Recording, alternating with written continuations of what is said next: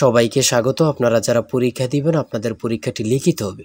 লিখিত পরীক্ষাটা কি এটা আগে আপনাকে বুঝতে হবে। কোন কোন বিষয় কোন কোন টপিক থেকে প্রশ্ন আসে সেটা আগে বুঝতে হবে। যেমন সন্ধি বিচ্ছেদ, অর্থসহ বাক্য রচনা করুন, তারপরে এক কথায় প্রকাশ, বিপরীত শব্দ, ইংরেজি থেকে ট্রান্সলেট, ভয়েস অথবা প্রিপোজিশন থেকে থাকবে প্রশ্ন, তারপরে শর্ট করে একটি 5 নম্বরের প্যারাগ্রাফ থাকবে, তারপরে গণিত অংশ, সর্বশেষ সাধারণ জ্ঞান থাকবে। এতটুকু যদি আপনি বুঝতে পারেন তাহলে লিখিত পরীক্ষা আপনার পাস করা একদম ইজি। ঠিক আছে, আপনি পরীক্ষায় পাস করতে পারবেন। আর আজকে আমি যে প্রশ্ন প্যাটার্নটি নিয়ে এসেছি, ইনশাল্লাহ এই প্যাটার্ন থেকে 20 থেকে 25 নাম্বার অনায়াসে আপনি কমন পাবেন। শুধু ধৈর্য সহকারে সম্পূর্ণ ভিডিওটা দেখলে আপনি পরীক্ষায় পাস করতে পারবেন। আর বিশেষ করে বলে রাখি, আপনারা যারা পরীক্ষা দিবেন, পরীক্ষার প্রশ্ন প্যাটার্ন যেমন থাকবে সেম প্যাটার্নই একদম শর্ট করে আমরা একটি চূড়ান্ত সাজেশন তৈরি করেছি। সাজেশনটি নিতে স্ক্রিনে দেওয়া হোয়াটসঅ্যাপ নাম্বার রয়েছে, ইমো নাম্বার রয়েছে, দুটোর মধ্যে যে কোনো একটি মেসেজ করে সাজেশনটি সংগ্রহ করুন। সাজেশনের মূল্য মাত্র 100 টাকা। আমি বলি অবশ্যই শুধু তারাই সংগ্রহ করবেন যারা চাকরির কারণে এবং কি বিভিন্ন কাজের কারণে অথবা একটু পড়ালেখা দুর্বল, তারা অবশ্যই প্রত্যেকে আমাদের সাজেশনটি পড়ে পরীক্ষা দিতে গেলে উত্তীর্ণ হয়ে যাবেন। আমার কথা বুঝতে পেরেছেন? অবশ্যই আমাদের সাজেশনটি পড়বেন, ইনশাল্লাহ আপনি পরীক্ষায় পাশ করবেন। 100 টাকা কিন্তু একটা বড় কথা না।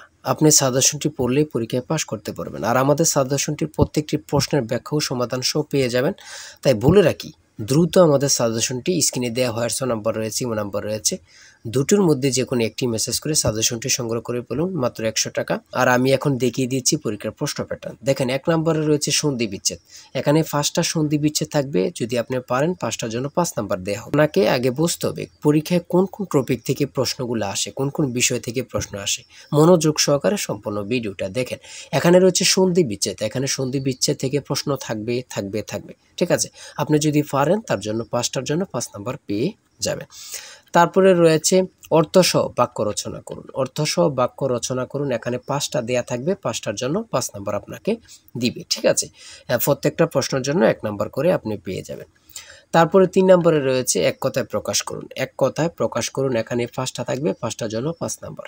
বুঝেন কিন্তু আপনারা এখান থেকে প্রশ্ন ওখান থেকে প্রশ্ন না খোঁজে আমাদের সাজেশনটি পড়েন। একদম সুন্দরভাবে গোছানো একটি সাজেশন। পরীক্ষার প্রশ্ন প্যাটার্ন যেমন থাকবে সেম প্যাটার্নে আমরা সাজেশন উল্লেখ করেছি।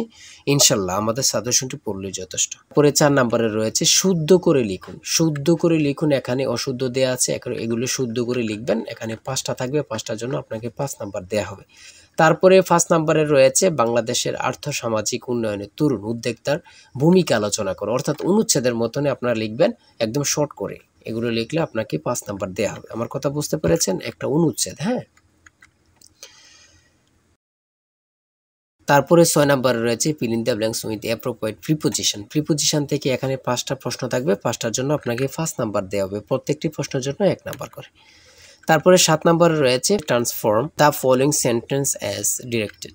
ঠিক আছে, এখানে 5টা থাকবে। 5টার জন্য আপনাকে 5 নাম্বার দেওয়া হবে। আমাদের সাজেশনের প্রত্যেকটি প্রশ্নের ব্যাখ্যা ও সমাধান সব পেয়ে যাবেন। 8 নম্বরে রয়েছে mix sentence with the following idioms and phrases. ঠিক আছে, এখানে 5টা থাকবে। 5টার জন্য আপনাকে 5 নাম্বার দেওয়া হবে।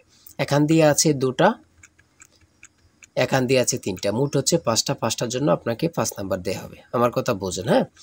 তারপরে রয়েছে ট্রান্সলেট। এখানে 5টা ট্রান্সলেট রয়েছে।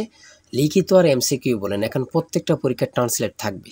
এটা হচ্ছে মূল কথা। ঠিক আছে, 5টা ট্রান্সলেট থাকবে। 5টার জন্য 5 নাম্বার আপনাকে দেওয়া হবে। তারপরে 10 নম্বরে রয়েছে একটি প্যারাগ্রাফ থাকবে।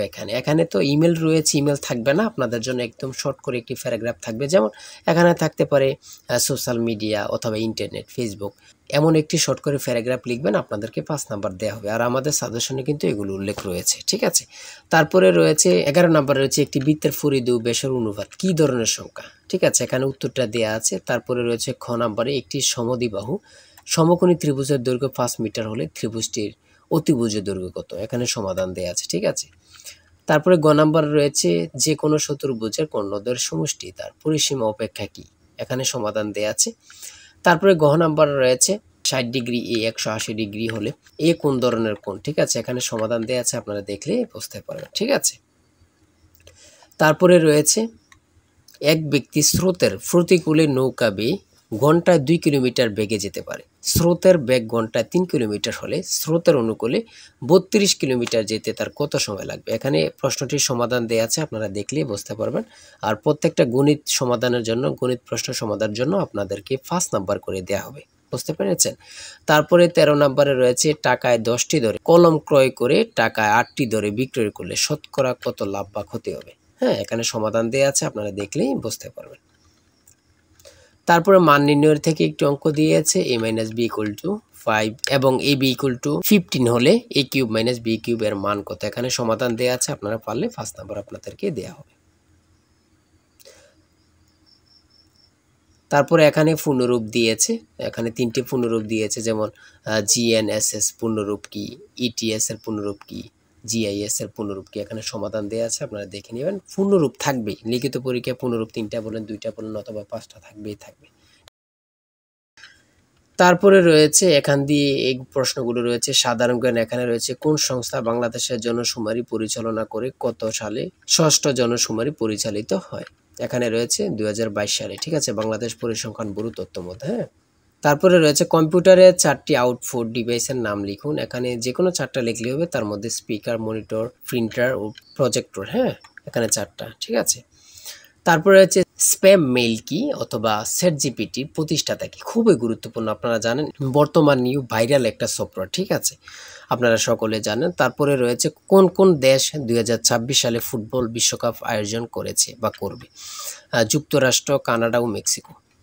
প্রাচীন গৌড়ের রাজধানী কোথায় ছিল? প্রাচীন গৌড়ের রাজধানী কোথায় ছিল? কত সালে বঙ্গভঙ্গ রহিত হয়? ঠিক আছে, আপনারা অনেকেই জানেন। তারপর ইন্টারনেট হতে কম্পিউটারে কোনো ফাইল সেভ করার প্রক্রিয়াকে কি বলে? ডাউনলোডিং বলে।